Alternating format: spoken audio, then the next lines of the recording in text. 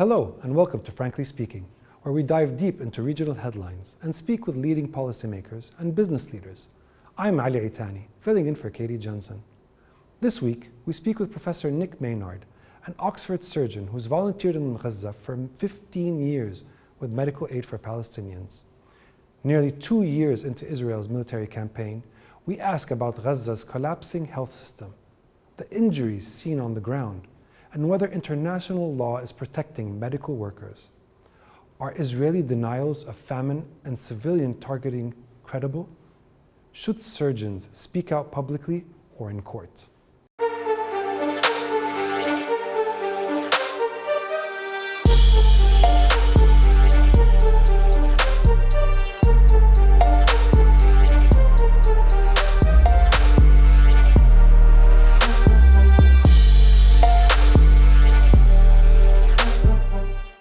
Doctor, thank you very much for joining us. You've been a regular visitor to Gaza for 15 years now, including during the current conflict. How would you describe Gaza's current health system and state of medical care?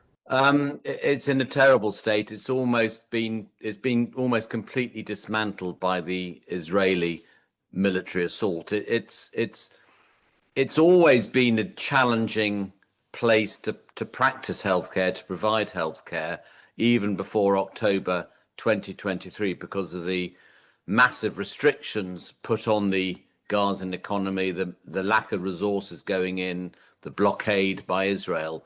But it's been much worse over the last 2 years. And of the several trips I've been in Gaza since October the 7th, 2023, each trip has got much, much worse. So on the last trip I was there just a few weeks ago, the health system has been almost completely destroyed. And even in Nasser Hospital, where I was working, which is the last remaining major hospital, that's only very partly functioning. The lack of resources make it incredibly difficult to practice medicine there. Well, you mentioned Nasser, so you volunteered there and Al-Aqsa, two hospitals that were struck by Israel. What were the conditions like? Terrible. I mean, every hospital's been struck by Israel. Every single hospital's been attacked by the Israeli military assault. Nasser's been attacked several times. The most recent attack was just after I left, and although they claimed they were attacking Hamas militants, they in fact bombed the roof of the intensive care unit, the roof of the operating theatre complex. So a significant part of Nasser Hospital has been destroyed, is not fully functioning. The amount of work it's having to deal with, because all the other hospitals have been largely disabled, overwhelms the capacity of the hospital. The lack of resources is dire. So there are people dying who would have been saved if there had been enough resources in the hospital. So the situation is catastrophically bad. How acute was the shortage of resources and the dangers you faced? They're very acute, and each day you don't know whether you're going to have enough resources to treat patients the following day. The fuel to keep the hospital going has to be, it almost runs out every week. They have to get a new amount of fuel every week, and you never know whether you're going to get any fuel at the end of that week. So you don't know whether you'll be able to power the ventilators, the lights, the operating theatres, the incubators, the materials we use in the operating theatre, the gauze swabs, the sterile drapes, the sterile gowns, the sterile gloves. They're in extremely short supply. We often run out of all of those things, and you have to use other equipment to try and make up for the lack of sterile equipment. The instruments we use are failing, many of them.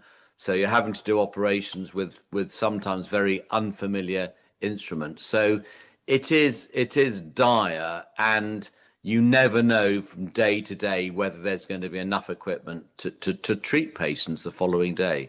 As a surgeon with medical aid for Palestinians, how does it feel to be on standby for operating theater duty in a typical Gaza hospital? It's you never really get a chance to relax at all, because you never know when you'll be needed. You're living in the hospital, so you're effectively on duty 24 hours a day. And you could be woken up, if you do go to bed at night, you could be woken up any second to go and treat mass casualties. Every day we had mass casualties, sometimes 2 or 3 times a day. So there is no chance to relax. You have to rest when you can, but you don't know whether that'll be for 5 minutes or an hour or 2 hours. But it's important to stress that we're out there for several weeks at a time, and it's a very stressful environment. But of course, our amazing, inspirational Gazan colleagues have been living like this for 2 years, nearly 2 years. They've been living every second like this. So how they've coped with it is quite remarkable, really. Can you describe the type of injuries you've seen and dealt with in Gaza?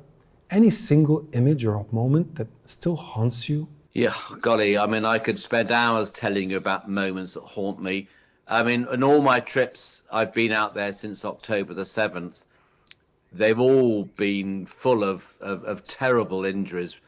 The first few trips, mainly explosive injuries from aerial bombardment or from artillery shells or from tank shells, but mainly explosive injuries with some gunshot wounds from the quadcopter drones. But my last trip, and I just returned a few weeks ago, my last trip, we saw a huge increase in gunshot wounds, and they were predominantly in young teenage males, 11, 12, 13, 14-year-olds, who were being shot at the Gaza Humanitarian Foundation food distribution points. I saw these gunshot wounds almost daily, and the narrative we were getting from the victims, from their families, and indeed from Gazan healthcare colleagues of mine who used to go to these food sites to get food for their own starving families. The narrative was identical, that these young teenage boys who were getting food for their starving families were being shot by Israeli soldiers. And these were terrible gunshot wounds. On my second or third day in Nasser, I had a 12-year-old on the operating table who died under our hands. We couldn't save his life because of the severity of his injuries for having been shot by an Israeli soldier. And we saw multiple gunshot wounds throughout my stay there. And what made it even worse was the clustering, the pattern of injuries we saw, that to the extent that we saw sometimes on some days only gunshot wounds to the head and neck, on some days only gunshot wounds to the chest or the abdomen the next day, or the next day the legs or the arms. And on one day we saw 4 young boys who all came in with gunshot wounds to the testicles. And the clustering of these injuries, the pattern of the gunshot wounds was so striking that it was beyond coincidence in our view. And this pattern we all recognized, all the surgeons, all the emergency doctors, seemed to us as if the Israeli soldiers were playing target practice. We're going to go for the head and neck today, we'll go for the chest tomorrow, and we'll go for the testicles on Saturday. That was how stark the pattern of strikes were. You saw catastrophic injuries and malnutrition, especially among children. Do they face consequent long-term complications? Yes, absolutely. And you mentioned in your earlier question, what will stick with me? And those gunshot wounds will, but also, as you quite rightly point out, the malnutrition I saw was just awful. Newborn babies dying of starvation, children dying of starvation, adults dying. And there were 2 children who I will never forget. Zainab, who was a 7-month-old girl who died because there was no formula feed. There was no infant formula feed to feed her at all in Nasser Hospital.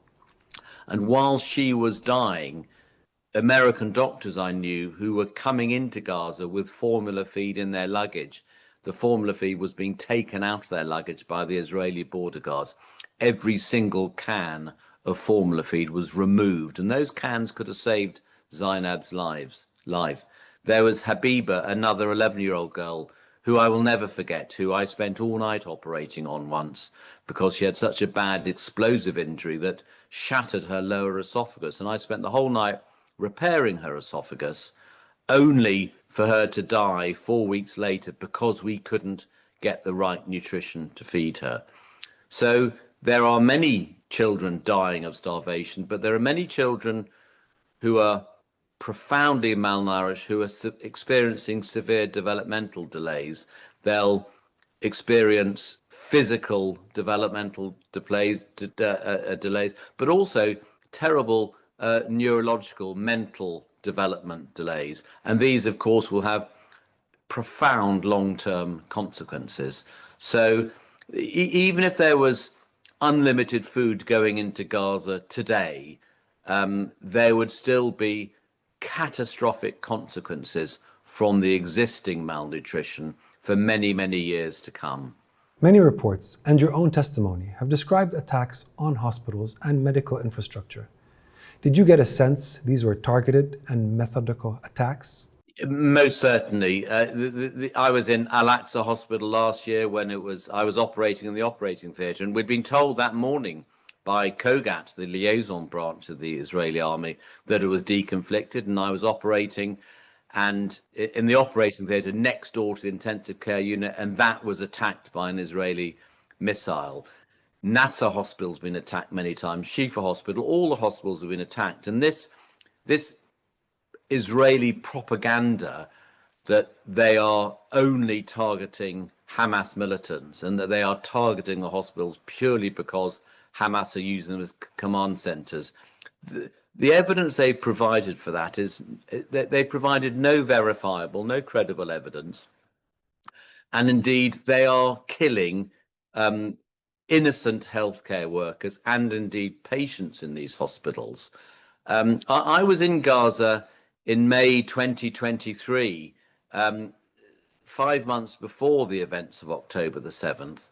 I'd gone out there for a week to carry out cancer surgery, and we were caught up in a massive aerial bombardment from Israel when Islamic Jihad were firing rockets into Israel. And we witnessed with our own eyes how sophisticated the targeting of the Israeli bombing could be. We saw with our own eyes in Gaza City specific rooms, specific floors of buildings being taken out by the Israeli missiles, and the collateral damage was limited. There was some, but it was limited.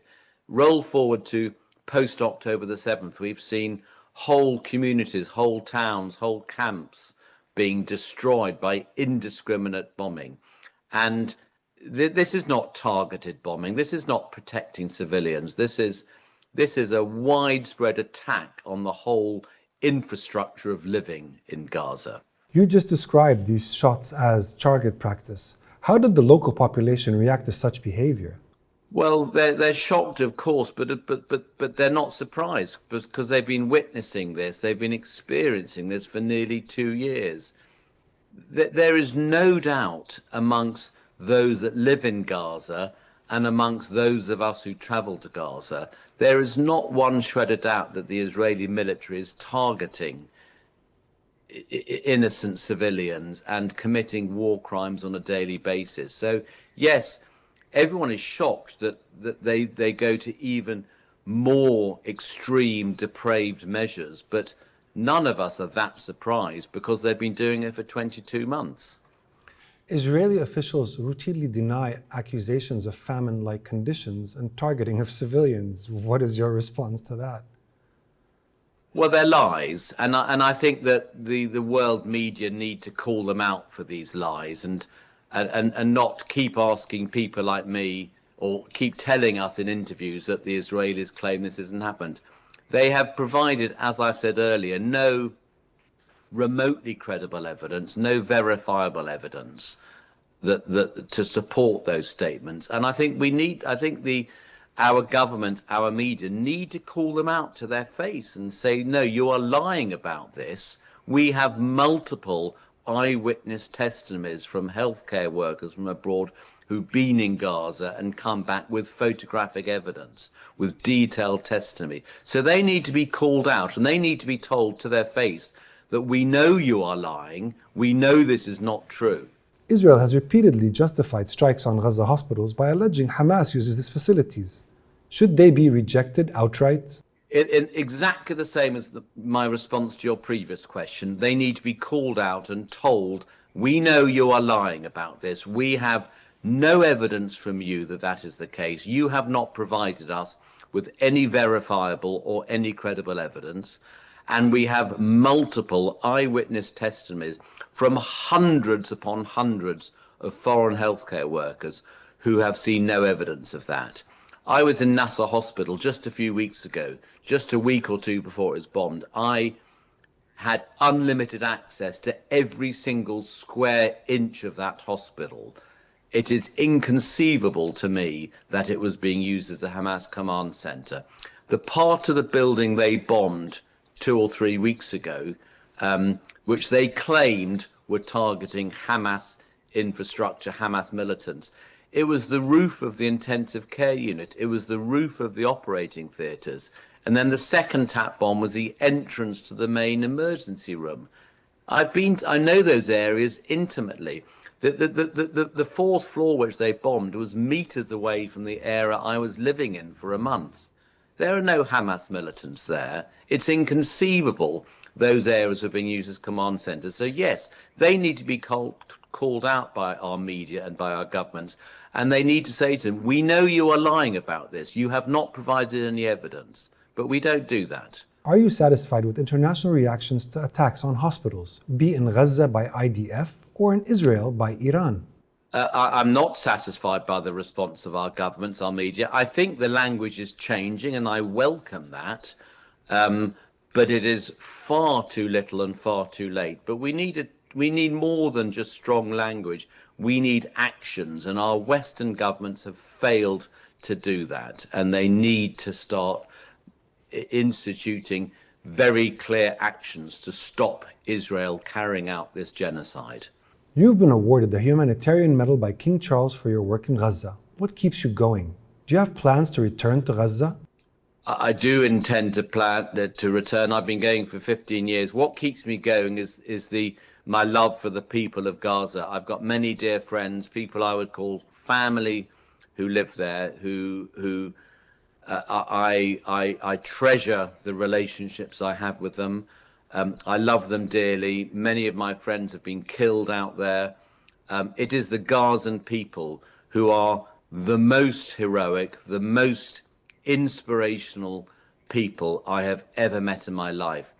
They all are, but particularly the healthcare workers who have been working in the most unspeakable conditions, with their lives being threatened every single day, but they go to work. They're there to save the lives of their fellow Gazans. So it's the people that will keep me going back, and absolutely I will return. After nearly 2 years of conflict, how are the medical workers in Gaza coping with lack of supplies, severe injuries, physical dangers, and psychological trauma?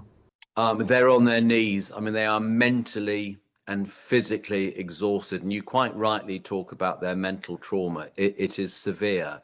I come out of Gaza having had a month there, exhausted mentally, physically, emotionally, very distressed by what I've seen. But I get a chance to get out after a month and go home to my loved ones. They don't get that opportunity. They've been doing this for 22, 23 months now, and they are on their knees. They're all starving. They're all hungry. Many of them are chronically ill. Some of them have lost 20, 30, even 40 kilograms in weight. They are starving. Their families are living in tents, who have no food. So when they finish their shift, they go down to the GHF food distribution points to try and get food for their families. They are on their knees. I don't know how they cope. They are, as I said earlier, they are a remarkably inspirational people, but they carry on working against all the odds. They're truly remarkable. You've seen children with bullet wounds, dismembered bodies, and entire families uprooted. Do surgeons have a duty to mount media campaigns or testify in courts? I do, and I mean, I think people will vary in how much they're prepared to do. I think that the work we do in Gaza is clearly of great value in terms of any lies we may save. And without anyway trying to understate what we do there, what we do is a drop in the ocean compared to the atrocities that continue every single day.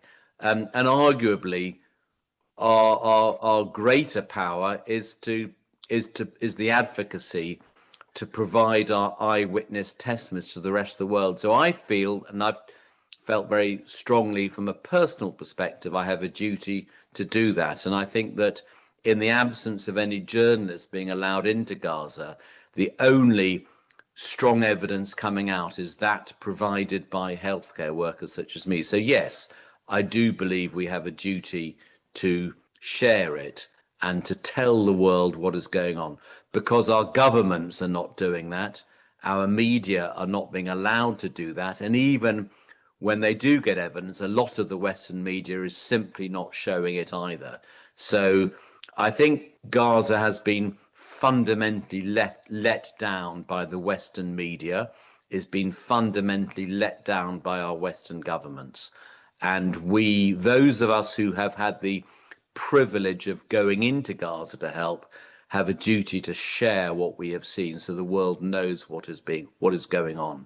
You're tied to one of the world's top medical schools. Have you felt any pressure to stay silent or speak out? Have they failed Gaza's civilians?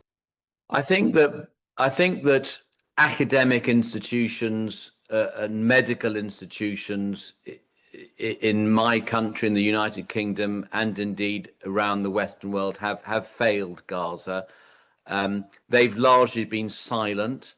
My hospital has actually been generous in allowing me time to go to Gaza, and for them I'm very grateful. But it is remarkable how academic and medical institutions have largely been silent over Gaza.